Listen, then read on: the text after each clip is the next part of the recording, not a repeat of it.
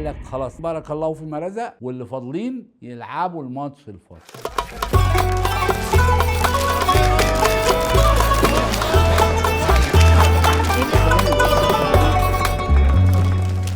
صيف 1957 كانت كرة القدم هوس في مصر، هوس مش زي دلوقتي، هوس كبير جدا.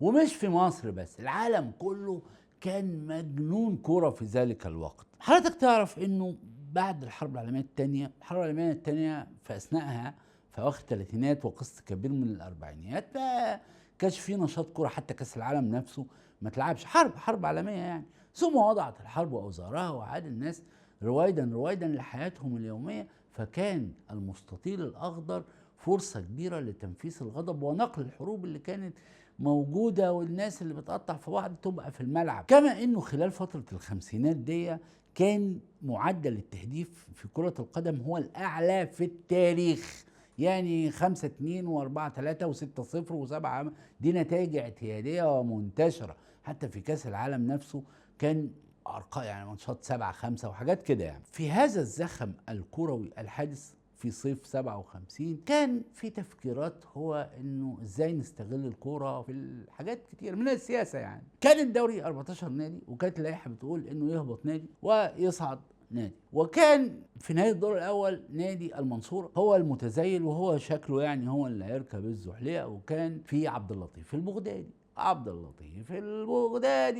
يعني عظمه كبيره، وكان في الوقت ده يعني له نفوذ وله شنه ورنه، وهو من الدقهليه، فما كانش عايز المنصوره تهبط. فبدات الجرايد تكتب ومش عارف ايه، يا والمنصوره والمنصوره اصلي، وهم وادوهم الاعذار وادوهم المبررات. المهم انه لما انتهت المسابقه كانت المنصوره طبعا الاخيره، فقال لك لا، هيعملوا ماتش فاصل مع اتحاد السويس علشان يحددوا مين اللي هيهبط. طيب الدرجه الثانيه كان الصراع بين السويس الرياضي، مش اتحاد السويس، السويس الرياضي وماليه كفر الزيات. كفر الزيات كان فيها برضو مسؤول اسمه القيعي، ملوش دعوه بعادل القيعي، وكان برضو عايز ماليه كفر الزيات تصعد.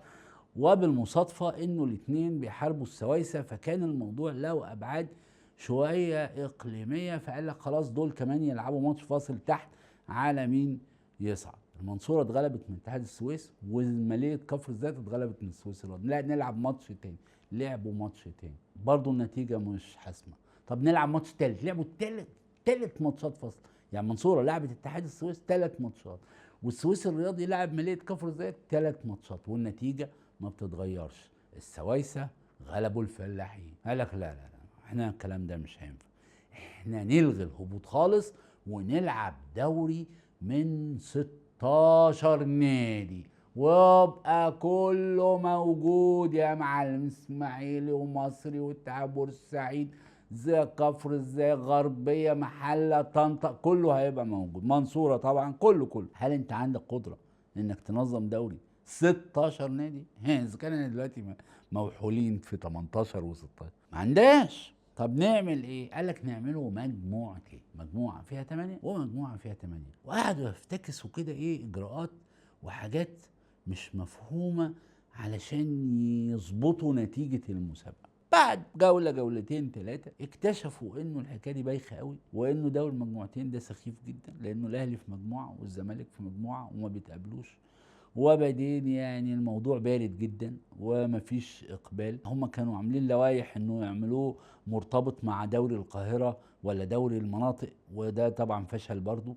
ففي الاخر قرروا ان هم يعملوا حاجه ظريفه جدا جدا جدا، وهي انه احنا في 57 58، وهي انه نعمل من السنه الجايه الدوري مجموعتين بس بالطول مش بالعرض، يعني راسي، يعني اللي هو ازاي؟ قال لك احنا هنسميه الدوري الممتاز، كله على بعضه بقى اسمه الدوري الممتاز، والمجموعه الاولى تبقى الدرجه الاولى، والمجموعه الثانيه تبقى الدرجه الثانيه، وبعدين اللي يصعد يعني من الدرجه الثانيه يروح الدرجه الاولى، بس يبقى اسمه برضه في الدوري الممتاز. تحايل علشان نفضل ال 16 بس ما نبقاش 16. طب بتاع الدرجه الثانيه ده في حد هيشوفه؟ قال لك لا، ما احنا هنعمل مغرس، هنعمل فخ، هنعمل نظام يخلي معظم الأندية الشعبية الكبيرة تبقى في الدرجة الثانية، في المجموعة الثانية اللي هي الدرجة الثانية اللي هي اللي تحت، فتبقى ماتشاتها متشافة برضو زي الدرجة الأولى.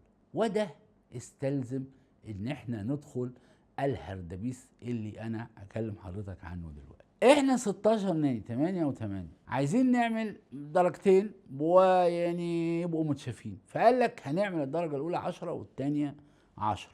كويس، يعني معناه إنه في 6 هيهبطوا للدرجة التانية. كويس، يعني هو مش كويس بس كويس، يعني مش كويس انه انت عندك 16 يهبط منهم 6، ده معناه انه اخر 3 هنا واخر 3 من 8 يهبطوا بس، ماشي.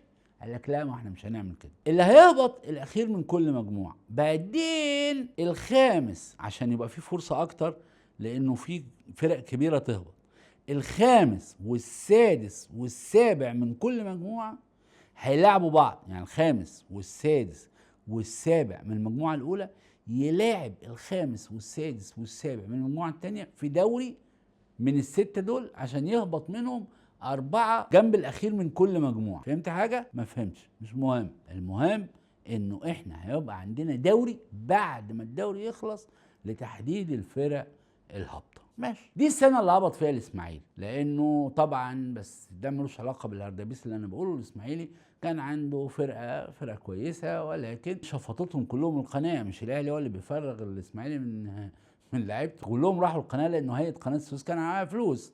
فيعني معظم اللعيبه راحت هيئه قناه السويس وراحت انديه تانية، فالفريق فضي لدرجه انه ساعتها كان نادي الاسماعيلي ده فيه لاعب اسمه عبد الدرج. لما لعبوا الاهلي في الدور الثاني، عبد الدرج كان بيتفرج على صالح سليم، قال لهم كان اصلا مبسوط ان شفت صالح سليم في الملعب، والاهلي كسب 8-0. ما علينا يعني. المهم الاسماعيلي تزايل المجموعه هبط، وماليه كفر الذات هي السنه دي وهبطت، وفضلت بقى المدعكه التانيه. طيب يا جماعه، الخامس والسادس والسابع ما طلعش فيهم المصري طلع الرابع في مجموعته. قالوا له لا، انت الرابع تلعب ماتش فاصل مع الخامس عشان خاطر نحدد مين اللي هيدخل الدوري اللي هيودي للهبوط. يا جماعه انا الرابع. قالوا ما فيش الكلام ده، انت هتلعب ماتش فاصل. ولعب ماتش فاصل واتغلب ودخل ملحق الهبوط الرابع. ما علينا. الاتحاد السكندري حس بالغدر، قال لهم ايه يا جماعه اللي انتوا بتقولوه ده؟ دوري ايه اللي هنلعبه بعد الدوري؟ وبعدين هو في وقت، يعني اصلا احنا لما نبقى 6 ما انا كده كل فريق هيلعب 10 ماتشات، 5 رايح و5 جاي، في وقت نلعب 10 ماتشات؟ قالوا له اه صح عندك حق، فيش وقت نلعب 10 ماتشات. طب بص، احنا ناخد نتائج كل فريق في المجموعه معانا، فما يلعبش 10 ماتشات، يبقى وفرنا 4 ماتشات. يعني انت لعبت الفرق اللي في مجموعتك تروح بالنقط للدوري بتاع الهبوط. فقال لهم ما ينفعش الكلام ده، يعني نظام مختل. لانه ما انا لعبت مثلا المصري وعملت له نتيجه اثرت في النقط، بينما مثلا المحله في المجموعه الثانيه ما لعبتش المصري، فمش هينفع الكلام ده.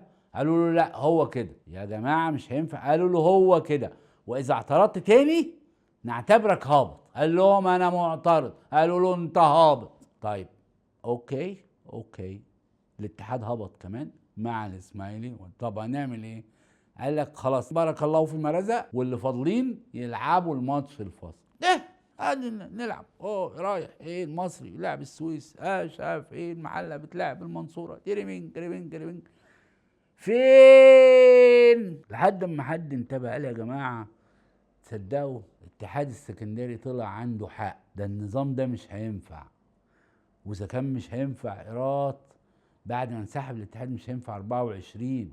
احنا ما بقيناش عارفين مين الاول مين التاني في الدوري ده، الدوري بقى اعرج، وناس لعبت اكتر من ناس، وناس هتلعب اكتر من ناس، فما ينفعش الكلام ده. قال لك ستوب، نرجع للنظام اللي اقترحه الاتحاد السكندري. فالاتحاد قال لهم الله، طب ما انا كده ارجع العب معاك. قالوا لا حبيبي، انت خلاص كده ايه هبطت، انت هبطت عشان الاعتراض مش عشان النظام.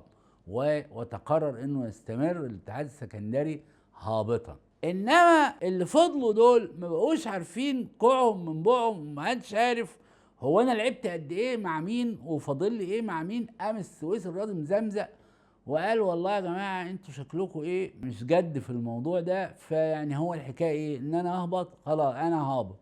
وقرر عدم استكمال النظام اللي هم عاملينه. فلما قرر ده السويس الرياضي بقى الناس تبعت للجرائد تقول لهم ايه، احنا ما بقيناش عارفين، مش يعني فعلا مش عارفين مين بيودي فين ولا مين هيعمل ايه. فهم قالوا خلاص احنا هنقرر مين اللي هيهبط، بس انتوا كملوا. يعني احنا هنبعت للنادي نقول له يا نادي المصري مثلا عندك ماتش بكره مع المنصوره، يا نادي المحله عندك ماتش بكره مع في ايه مش احنا هنبقى نقول يعني بعدين، ولما نخلص خالص هنبقى نقول لكم مين اللي هبط. طبعا كان الاتحاد هبط والسويس هبط والاسماعيلي هبط وماليه كفر ده، وفاضل ايه؟ فريقين فضلوا يلعبوا برضه يكملوا، وفي الاخر لقوا انه مفيش حاجه واضحه من كل هذا الهردبيس، فقرروا انه النادي المتبقي من الهابطين يبقى ما بين نادي المصري وطنطا. طب ده يتحدد ازاي؟ قال لهم تلعبوا ماتش فاصل. كل ده في الاخر هتلعبوا ماتش فاصل، ولعبوا ماتش فاصل، والمصري اللي كان الرابع هبط هو كمان، فهبط الاسماعيلي وهبط المصري وهبط الاتحاد، ودي كانت المره الوحيده اللي هبطت الانديه. طبعا تجربه الدوري المجموعتين ده اللي هو درجتين فشلت بعد شويه، فقرروا من ساعتها انه لا الاسماعيلي ولا المصري ولا الاتحاد يهبطوا مهما حصل.